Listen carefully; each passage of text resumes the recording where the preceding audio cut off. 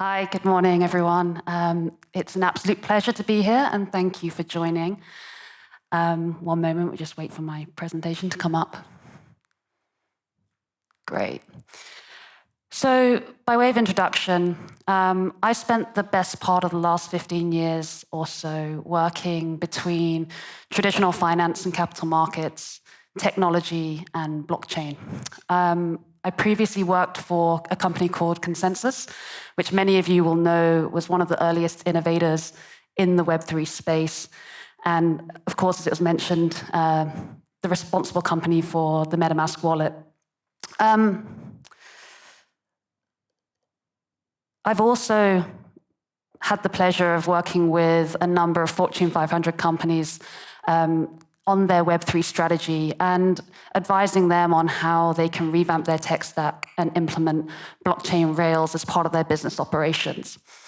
Beyond that, I've been an investor, a mentor to Web3 startups, and an advocate for decentralized technologies for a very long time. But today I'm not here to shill any particular company or product. And to quote Juan from yesterday, my opinions are my own, not financial advice, not legal advice, not mental health advice.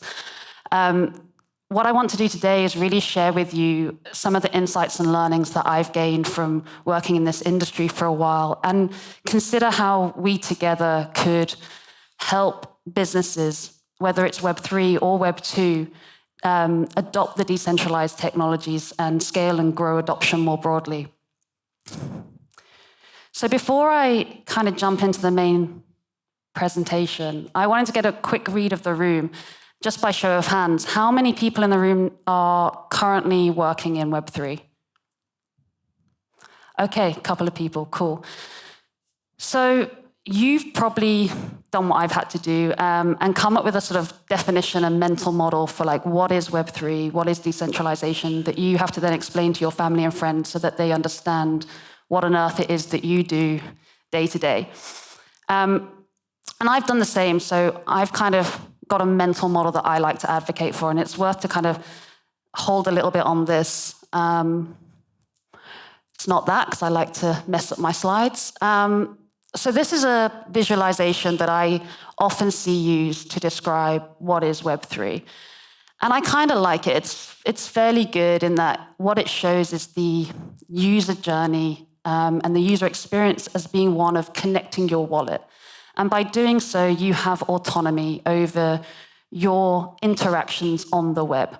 And this is clearly a departure from Web2, which is really the platform economy, where we would rely on third-party services and applications to essentially own our data and then share our data on our behalf. And there's an implicit trust there that we are giving to those companies to share the information that we hope they do in a benevolent way and in our interests.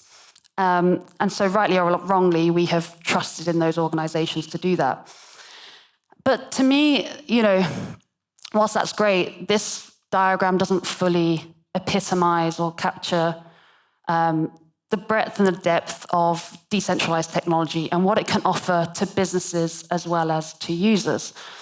So I'll jump back.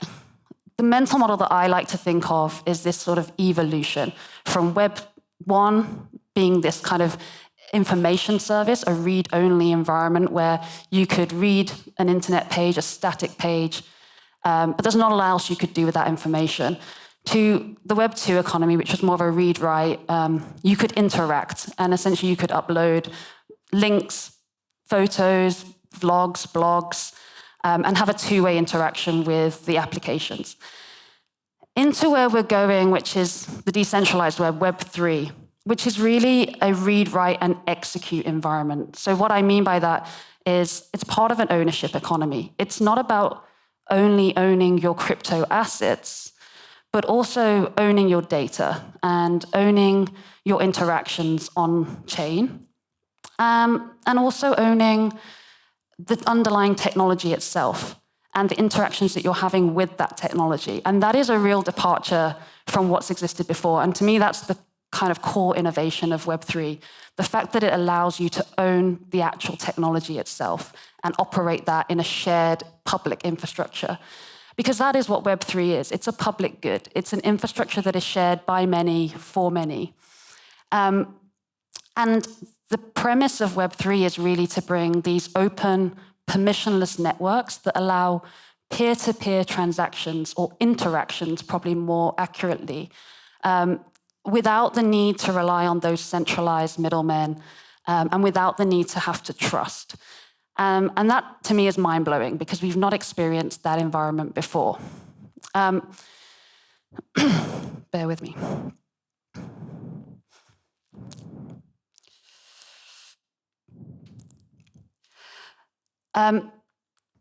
So what I wanted to say about that really is, like I said, it's not just about a user experience. This is at a business-to-business level, as well as being a business-to-consumer and also a user-to-user experience.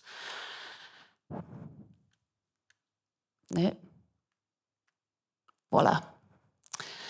So when I talk about decentralization and Web3, I kind of wanted to think about what are the core components that I think are necessary for the operation of a decentralized technology.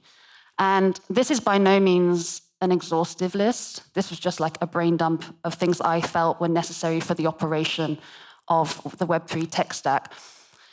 And so to go through these sort of one by one, at the top of the stack, we've got wallets.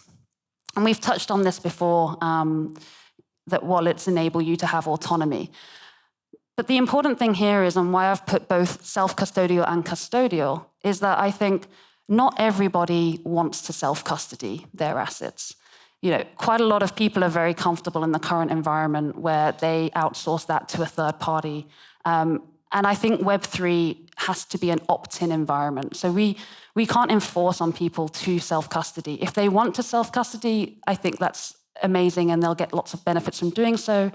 But also, you know, a lot of people don't have the technical expertise, they don't have the time, they don't even have the inclination to want to self-custody. And so there is a custodial world that is available in Web3 that enables people to participate in Web3, but also have safe custody of their assets.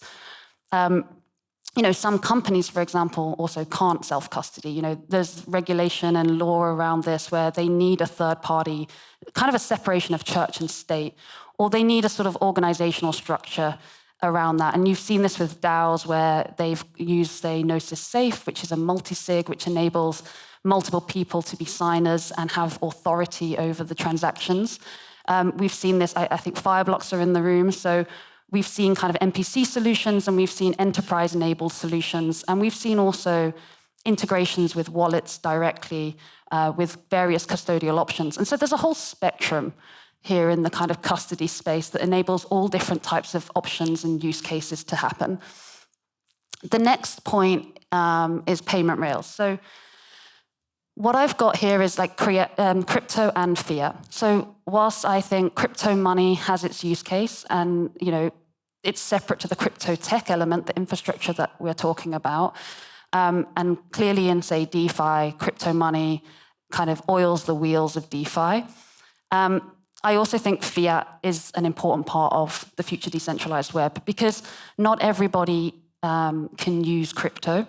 Companies, for example, will have to pay for services and goods in fiat. They need to pay for salaries in fiat. So enabling both crypto and fiat within one integrated system is important. The next point I have is oracles. So any system that has a single point of failure is a weak system.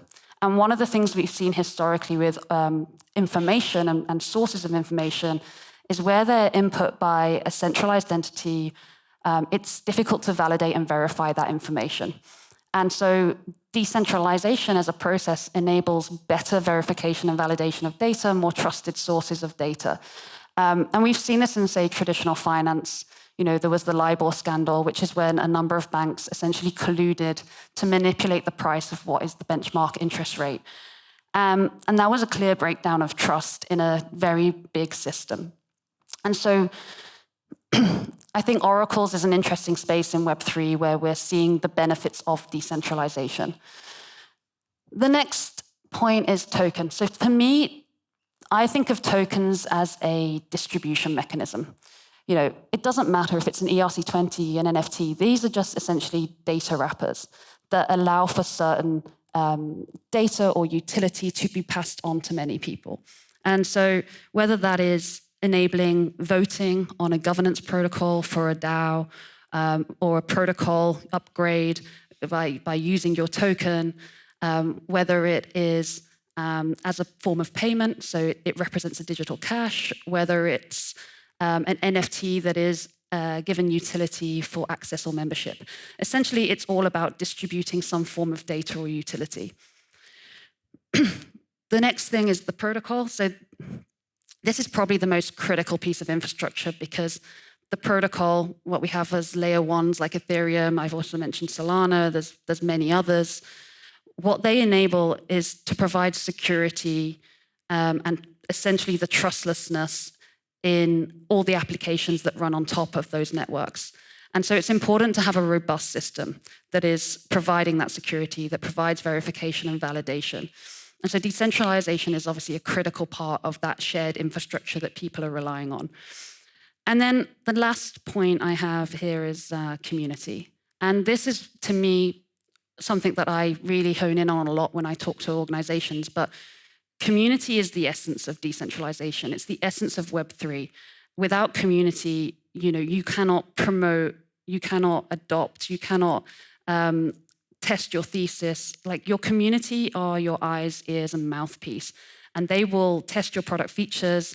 They will provide feedback. They will be the stewards of your values and ensure that there is alignment. They will call out bad actors. And there are a number of different tools that are typically used in the space to provide that coordination. And so things like Discord, domains, and DAOs.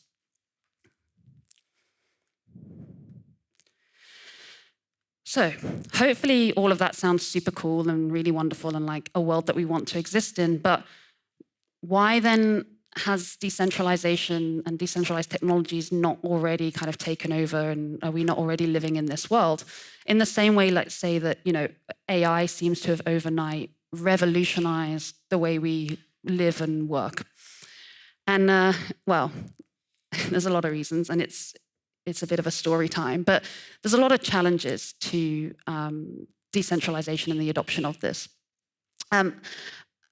I'm going to tell a story about, say, 2015, 2016. We saw such a buzz around enterprise blockchain, and that DLT, so distributed ledger technology, was going to revolutionize the way businesses operated. And we saw a huge amount of headlines being made in that time. However, we didn't see any real concrete examples of production coming out of it. And the reasons being, and I guess to touch on like what I mean by enterprise blockchain, this is where you get a number of companies who come together in a consortia to try and solve a single pain point. And that pain point typically is trust. So there's normally been a breakdown of trust or some exploitation of trust. And the logic says that a number of companies can come together and redesign an operating system that fixes that. And that's a great idea. Those companies, they already have a business model, they already have users, and so if they can just fix that part of their business problem, they'll enhance what they're doing. But many of the challenges to achieving that were found in that, it's super expensive to run a private permissioned blockchain environment. There are legal and regulatory frameworks that hinder the adoption or the capacity to even, go beyond the first step. I mean, if anyone has a friend who's a lawyer or knows lawyers or works with lawyers, you'll know that they tend not to always agree with each other. A lot of the law is about interpretation. And when we're talking about global companies that operate across jurisdictions, that are working with different law firms and trying to come up with a common understanding of just even what the legal framework is going to be, already there's a sort of hurdle to making progress around this. So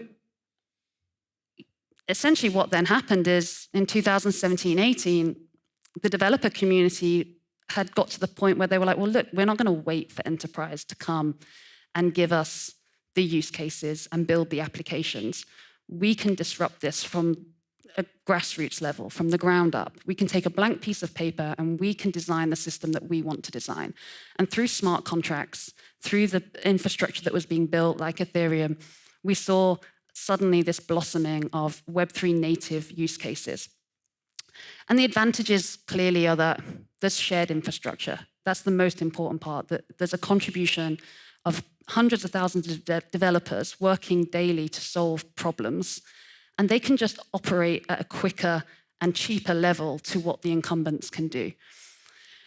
As well as that, you've got this very strong value-aligned community. They all already believe in decentralized technology. And so they can be dynamic, they can be agile, and they can disrupt. One of the challenges, or number of challenges, however, that Web3 companies have is what I call the cold start problem, or what's known as the cold start problem, which is they've got to drive adoption from somewhere. They've got to find product market fit. We've seen, I think, a lot of companies struggle to find product market fit because perhaps in some cases, and I often when I mentor startups, I'll sort of raise this question to them is, what are the problems and pain points you're solving for that are not necessarily crypto native pain points? Because a lot of the time you see products being built or tools being built that are just solving problems that we've created in our own ecosystem. And so that really addresses the idea of like the complicated UX and UI, so user experience and the user interfaces. Web3 comes with a lot of friction. And so these are all the challenges that Web3 organizations are having to kind of work through. And so whilst there's been a lot of money and there's been a lot of investment and a lot of focus in the Web3 space, it's been difficult in some way to scale and get wider adoption beyond people who are already Web3 natives.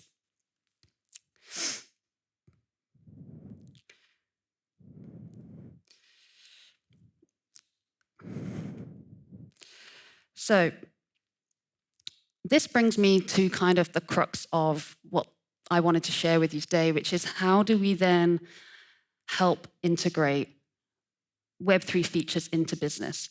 And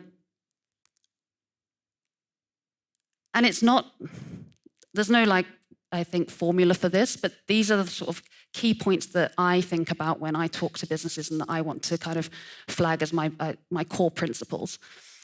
And at the bottom there, I've got, not everything needs a blockchain. And so this is actually usually my starting point, which is when I meet with a company who wants to look at decentralized technology, as particularly blockchain, I say, well, why do you need a blockchain? And oftentimes, what I'm trying to find out there is what are your pain points and what do you think blockchain is going to solve in regard to those pain points?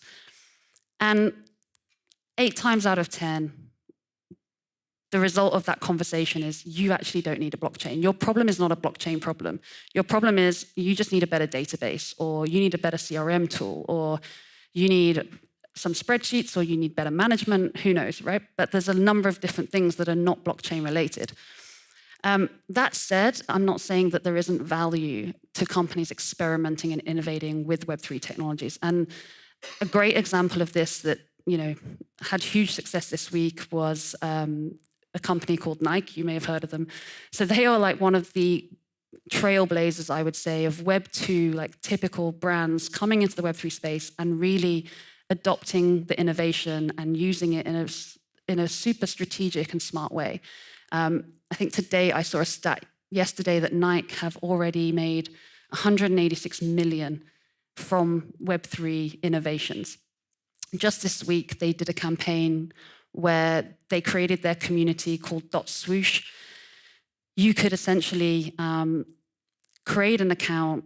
You would get given a custodial wallet, which was in partnership with BitGo. So again, when we talk about implementation, they were trying to do this in the most frictionless way possible. They didn't go first with self-custody, they went with custodial. And I'm sure in future they'll enable people to be able to move their assets. I mean, even today they made an announcement that they're partnering with EA so that the NFTs will be part of the EA gaming system. So I'm sure there's going to be an ability to take those assets in self-custody if you want. But as a starting point, they've really started with making it as friction-free as possible for users. But like I said, the idea here is really, run a proof of concept. That's the first thing. So do what Nike is doing. Nike doesn't necessarily have a blockchain problem, right? Nike doesn't have a trust problem. We all, know what Nike is. It's a sportswear brand. You could argue that for Nike, maybe be given the resale value of some of their merchandise, maybe blockchain for authentication and provenance could be interesting. But that isn't really a Nike issue. That is an issue with the secondary market and distribution. That's an issue with the resellers. If anything, that's more of an eBay or a StockX issue than it is a Nike issue. But they're not looking at, that might be the end game, but they're not looking at that as their starting point. They're looking at all the benefits that Web3 can bring to them as a brand, and they're experimenting in a multidimensional way. It's all about the experience and something that can enhance all aspects of their business model, from community and brand engagement, from e-commerce, digital goods, experiential, the brand advocacy, and provenance. And so they've been incredibly successful already, and I'm sure they're going to go on from strength to strength to make Web3 a success. Like I said, implementation. So what they've done really interesting, and I was really happy to see this, not once in any of the literature did I see the word NFT. They intentionally, I believe, avoided calling their digital goods NFTs. They call them digital goods because that's what they are. And like I said earlier, NFT is just a wrapper for data. And it's kind of become misaligned and synonymous, I think, with assets that go up in value and speculative assets. With the JPEG trend of, Bored Apes, etc. And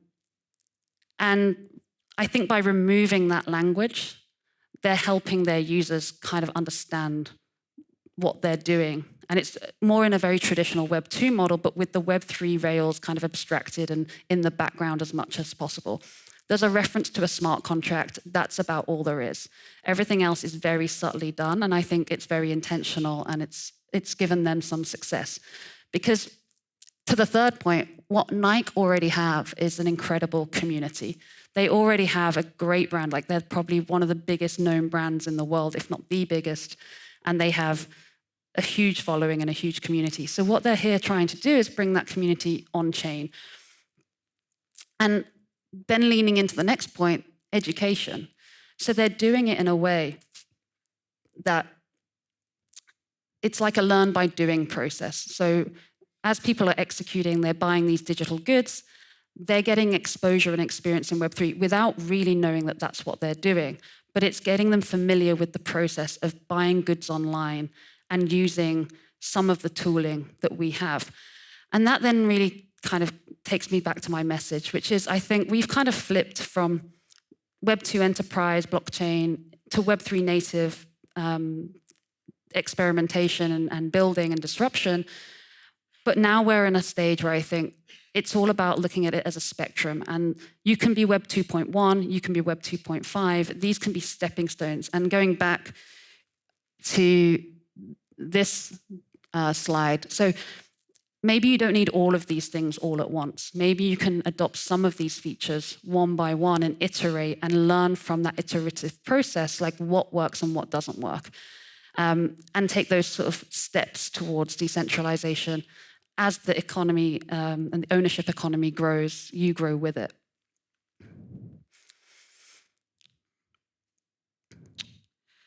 So I think in conclusion, I'll just leave it here on this slide. We've essentially gone from, understanding what is Web3, what is decentralization, what are the core components of decentralization, what are the challenges to adopting decentralization in any business, to how we might look to approach Web3 and decentralized technology when we're talking to businesses, when we are building our businesses, how might we go about becoming more decentralized and adopting some of this technology. And so that's kind of the last message I wanted to leave you with, is these are the 4 principles that I work with, and I'm happy to be sharing them with you. And I thank you all very much for listening today. Thank you so much, Harriet. We do have a couple of questions from the audience.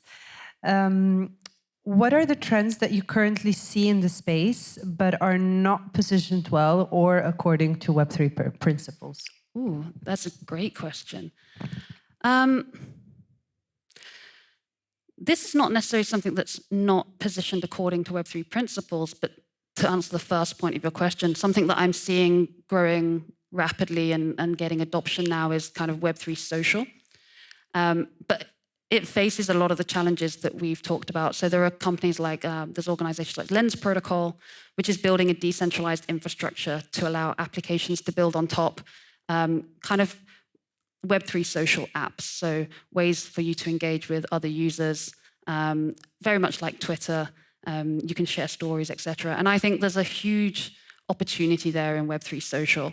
But it's very difficult to, again, get people to switch from these platforms that they have commonly used and get users who are not Web3 native users to start using this new technology. And so I think it's a slow burn on that side. But yeah, not to say it's not positioned well, I just think it's in a very early growth stage.